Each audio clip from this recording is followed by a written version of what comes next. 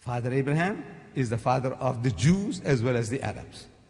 But the Jews have been looking down upon the Arabs for 3,000 years, that these Arabs are Hagarenes. In the literature they call the Arabs Hagarenes, means the children of Hagar, Bibi Hajara. And Islam, they say, is Hagarism. The religion of the children of Hagar, of the Arabs. Hagarism. These are the titles they give us, the Jews, our cousins. And yet this man, Muhammad, is honoring a Jewess to the skies.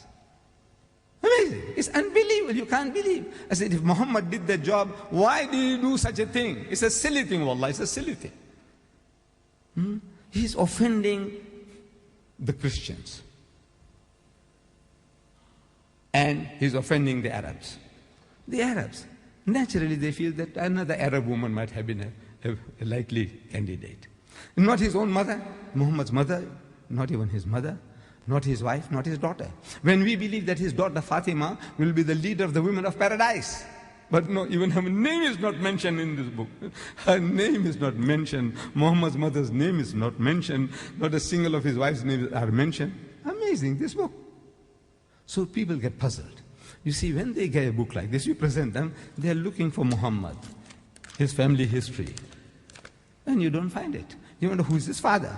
You know his father's name is not there. You don't know where he was born. It's not here. Do you know that? Who was his father? Who's his mother? Where he was born? Where he died? Nothing, nothing at all. Why? Jesus, his enunciation, the good news, is described in 2 places in the Quran. 2 places. Muhammad's birth is not mentioned at all. Muhammad is mentioned 5 times, Jesus 25 times, Moses 136 times.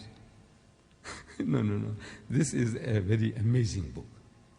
The Westerner, see, he just can't seem to grasp. He is looking for a book. We'll tell him once upon a time. He's used to once upon a time syndrome. Everything must be once upon a time, once upon a time. He's looking for once upon a time. And this book is not a once upon a time. It is not.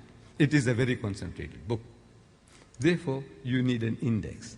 And the topics that tickle you, my brothers and sisters, you look up those topics that will make interesting reading for you. Get it as soon as possible, this book. So now, we Muslims are made to believe that Jesus is one of the mightiest messengers of God, that he is the Messiah, the Messiah, translated Christ. And in verse 45, we started with 42, 45, it says again, وَإِذْ قَالَتِ الْمَلَائِكَةُ يَا مَرْيَمُ, behold, the angel said, O Mary, إِنَّ اللَّهَ يُبَشِّرُكِ بِكَلِمَةٍ مِّنْهُ, that Allah gives you glad tidings of a word from Him. The Christians say, Jesus is the word of God. The Quran says, a word from Him. Ismuhul Masih, His name will be the Messiah, Christ. Masih in Arabic, Messiah in Hebrew, translated into Greek, Christos.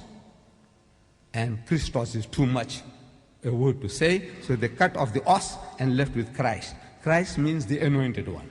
Messiah means the anointed one. Masih means the anointed one. They all are trying to say the same thing. Ismuhul Masih, who Isa ibn Maryama, Jesus the son of Mary, wajihan fid dunya wal akhirah, held in honor in this world and in the hereafter. Wa minal mukarrabin, and of the company of those nearest to God. The Christian says, Jesus is sitting on the right hand of God. The Quran says, he's in the company of those nearest to God. We tell our Christian brothers that, look, we accept what you say. He's sitting on the right hand of God, but not geographically, not physically, because God is not a physical being sitting on a huge throne. And Jesus Christ sitting on his right hand side on a stool. No, to me it makes no sense. This Almighty who permeates the whole universe, on beside him a little flea, a termite, what is it? An atom, you know, and what can I describe? A small piece of bacteria, you know, on a stool. Does it make, what honor is this? No. I say, we Eastern people, when we speak about the right hand, we mean a place of honor. My right hand man.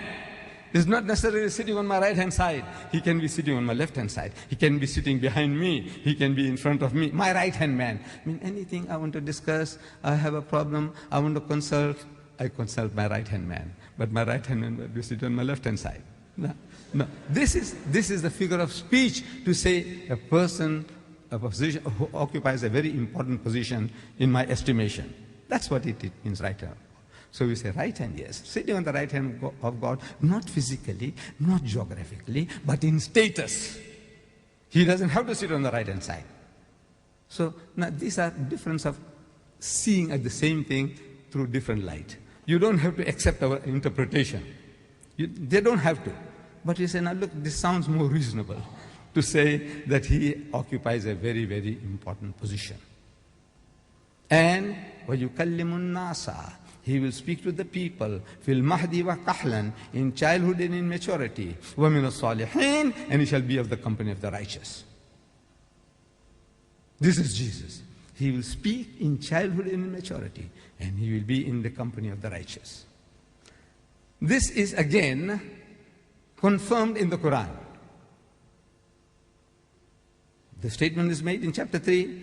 In chapter 19, it's being confirmed. That he spoke to the people as an infant in his mother's arms. The very first miracle of Jesus in the Holy Bible.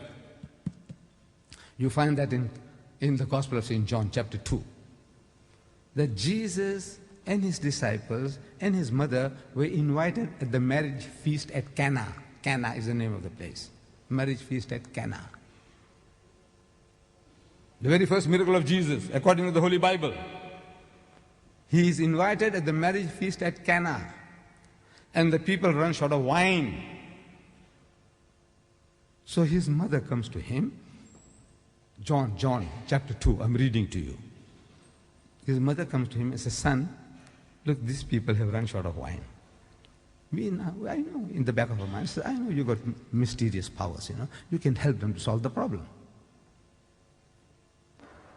This is the plea made by his mother. And Jesus responds. He says, woman, what have I to do with thee? Woman, what have I to do with thee? My time is not yet. Now, if you don't want to do a job, man, there's a nicer way of telling your mother, says, Ma, look, I'm tired, leave me out. You don't have to address your mother as woman. That's the word is used for a prostitute. No. This same book now, the word woman he uses for a prostitute. That woman caught in the act of adultery. In the Bible, you read John chapter 8. A woman. So the Jews bring this woman to Jesus. They said, Master, we caught this woman in the act. What must we do to her? Actually, they're trying to trap him. They're not looking for an answer. If he says, let her go, man, they say, this man is not a man of God. Look, the book of Leviticus, in our Torah, it tells us that the adulterer and the adulteress must be stoned to death.